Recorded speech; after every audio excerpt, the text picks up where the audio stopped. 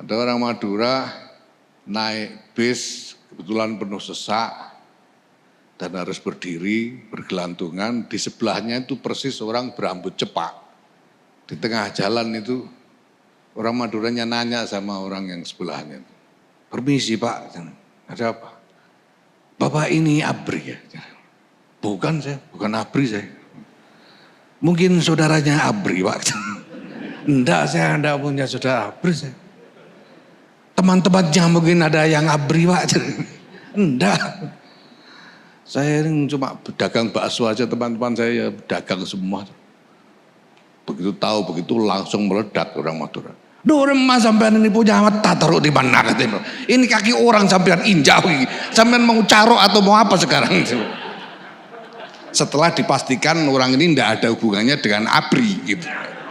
Lah ini kok tiba-tiba ada orang Madura jadi Menteri Pertahanan, tidak terbayangkan. Harus membawai ABRI, ini bayangkan ya Pak.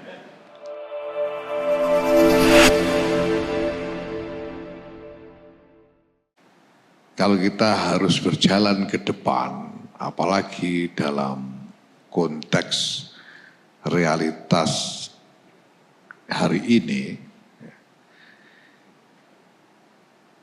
sangat penting bagi kita untuk punya pegangan tentang titik tolak. Karena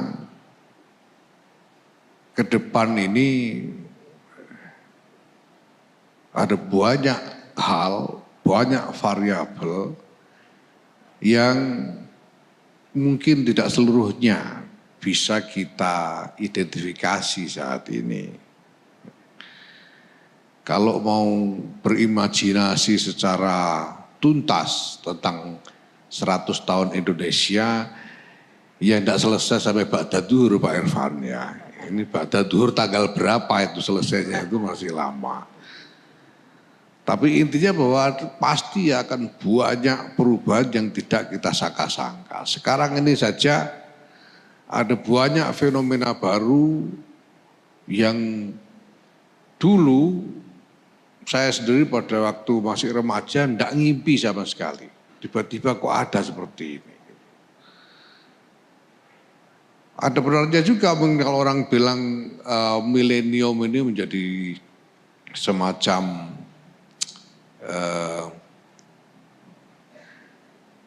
ukuran perubahan ya.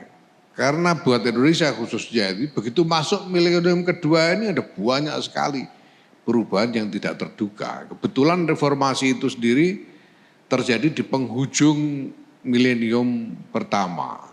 Begitu masuk reformasi segala sesuatunya berubah. Tahun 1980-an itu ketika awal saya jadi mahasiswa tidak terbayangkan akan ada perubahan-perubahan seperti yang terjadi sesudah reformasi itu. Ya contohnya ya, dulu tahun 80-an bagaimana mungkin kita bisa membayangkan ada orang Madura jadi Menteri Pertahanan, itu tidak bisa. Ngipi aja enggak.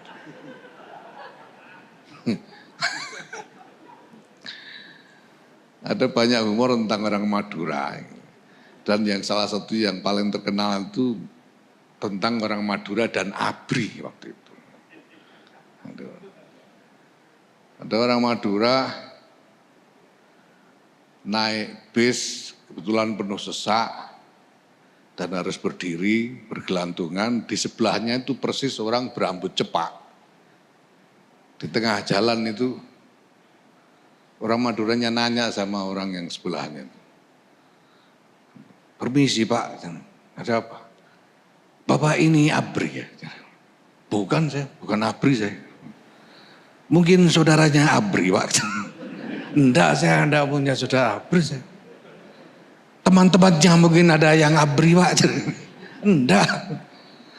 Saya ini cuma pedagang bakso aja, teman-teman saya ya pedagang semua." Begitu tahu begitu langsung meledak orang Madura. "Dorema sampean ini punya mata taruh di mana?" katanya. "Ini kaki orang sampean injak ini. Sampean mau carok atau mau apa sekarang?" Setelah dipastikan orang ini tidak ada hubungannya dengan ABRI gitu. Lah ini kok tiba-tiba ada orang Madura jadi Menteri Pertahanan, nggak terbayangkan. Harus membawai ABRI, ini bayangkan ya Pak. Ya, sangat unprecedented. Ya, banyak hal. Ya. Universitas Islam Indonesia ini berpuluh-puluh tahun menjadi satu-satunya ya, UII ini. Satu-satunya universitas yang mengungguli UI. Satu-satunya, tidak ada yang mengungguli UI selain UII ini. Karena I-nya lebih banyak gitu. Nah tiba-tiba sekarang ada universitas yang I-nya lebih banyak lagi. Nah ini juga unprecedented. Banyak hal revolusi teknologi informasi dan lain sebagainya. Ini maka penting sekali kita punya pegangan tentang titik tolak. Supaya kemanapun ini kita menuju, kita selalu ingat dari mana kita mulai. Dan apapun yang kita hadapi di dalam perjalanan ke depan itu, kita tahu apa yang menjadi pegangan kita, apa yang harus dipertahankan, apa yang harus dikembangkan. Nah, tadi Pak Mahfud sudah menjelaskan dengan sangat tandas gitu, bagaimana Indonesia ini didesain sebagai satu negara bangsa yang plural, satu negara bangsa yang berbineka. Karena itu kita pegangi semboyan Bhinneka Tunggal Ika. Memang itu desainnya Indonesia, ya, satu sisi. Tapi di sisi lain kita juga perlu ingat bahwa berdirinya Indonesia ini berangkat dari visi yang merupakan falsafah universal. Bahwa klaim kita atas hak mendirikan bangsa dan negara ini bukan hanya klaim eksklusif Indonesia, tapi klaim universal. Itu sebabnya paragraf pertama dari pembukaan Undang-Undang Dasar 45 menyatakan bahwa sesungguhnya kemerdekaan adalah hak segala bangsa, bukan hanya bangsa Indonesia. Dan oleh sebab itu penjajahan di atas dunia harus dihapuskan karena tidak sesuai dengan peri kemanusiaan dan peri keadilan. Jadi visinya adalah visi universal. Dan ini merupakan semacam avant-garde pada waktu itu. Belum pernah ada sebelumnya. Belum pernah ada sebelumnya.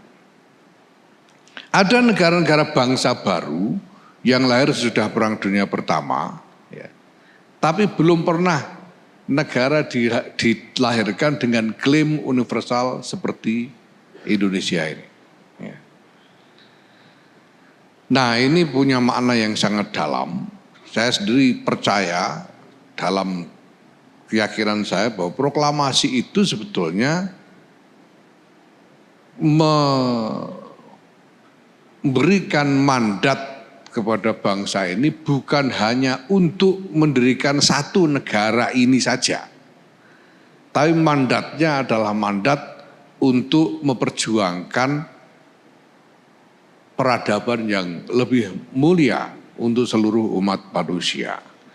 Itu sebabnya dalam salah satu cita-cita kemerdekaan dinyatakan bahwa kita ingin ikut serta melaksanakan ketertiban dunia yang berdasarkan atas kemerdekaan, perdamaian abadi, dan keadilan sosial.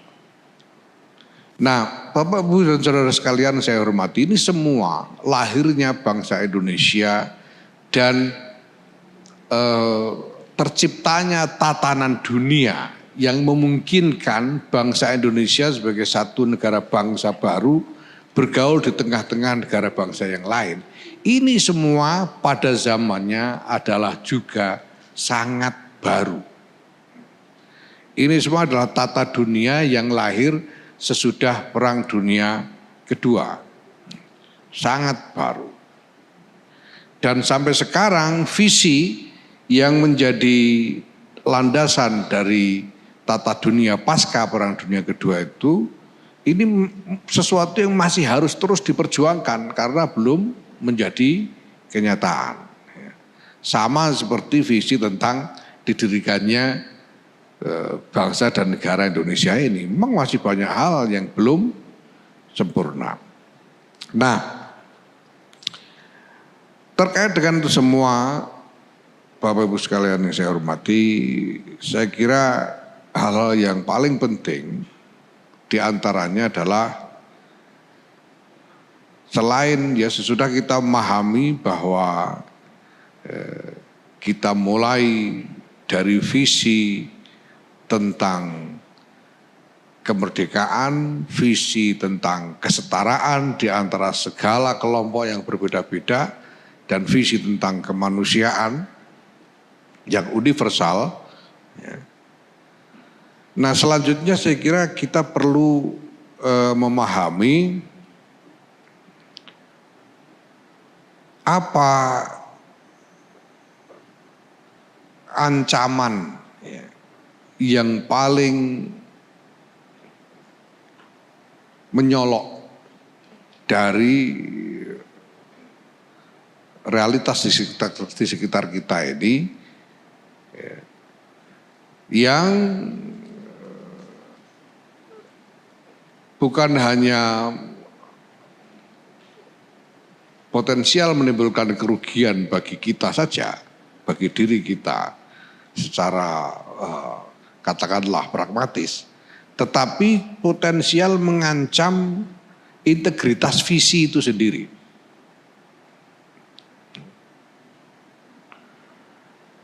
Nah, pertama jelas bahwa kita tidak ingin Indonesia ini lalu dibelokkan menjadi entitas yang bukan negara bangsa yang berbineka, karena ini adalah visi proklamasi.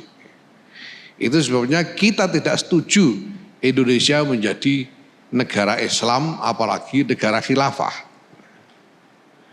Itu sebabnya DITII kita anggap sebagai pemberontakan kepada negara dan pemerintah yang sah, karena kita tidak mau Indonesia ini melenceng dari visinya. Nah, semua pergulatan baik domestik maupun internasional yang kita hadapi, ini pertama-tama harus kita ukur dengan visi ini. Jangan sampai kita terlarut kepada satu orientasi yang melenceng dari visi tentang keberadaan negara bangsa Republik Indonesia ini. Yang kedua, selain ancaman macam-macam, ya kita tidak tahu bagaimana teknologi ini akan bawa dampak bagi kehidupan kita secara keseluruhan. Tapi ada satu ancaman yang dari dulu sampai sekarang ini terus membayang-bayangi dan ke depan potensial akan semakin berbahaya, yaitu ancaman potensi konflik. Ancaman tentang potensi konflik. Bahwa kita ini beragam, itu adalah realitas. Dari sononya dibuat begitu, apalagi bangsa Indonesia, seluruh umat manusia ini memang diciptakan beragam. Seperti yang ayat yang dibacakan oleh Qori tadi. Wa ja'alnakum syu'uban wa qabaila, memang beragam, apa boleh buat. Dalam ayat lain Allah Subhanahu wa taala memang menyatakan bahwa kalau Allah menghendaki seluruh umat manusia ini satu jenis, ya mudah saja. Tapi memang maunya Allah itu dibikin beragam.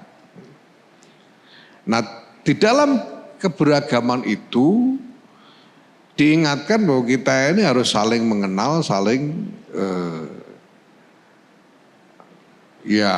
menjalin hubungan untuk membangun harmoni, tetapi dengan tantangan bahwa di dalamnya ada potensi konflik. Karena perbedaan-perbedaan itu membuat setiap kelompok kemudian punya impuls untuk melakukan konsolidasi atas dasar identitas masing-masing dan kemudian menganggap bahwa pergulatan di tengah-tengah kelompok yang berbeda itu sebagai persaingan antar identitas. Dari dulu ini merupakan nature dari pergulatan antar umat manusia.